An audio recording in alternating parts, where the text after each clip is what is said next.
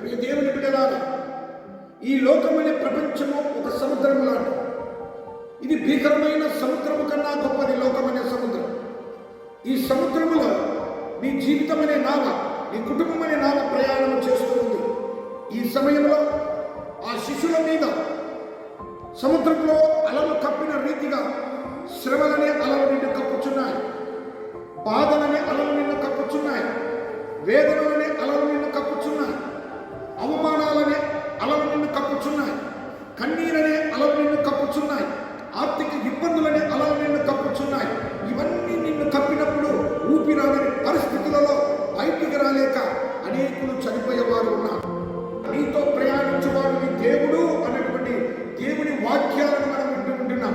మరి ప్రయాణించే దేవుడు మనతో ఉన్నంత కాలము ఈ సముద్రపు అలల లాంటి శ్రమలు, కష్టాలు, కన్నీరు, అవమానములు మనల్ని కప్పిన అవి మనకు ఆపద చేయలేవు, అవి మనల్ని కృంగదీయలేవు, అవి మనకు ఇబ్బందులు కలిగించలేవు.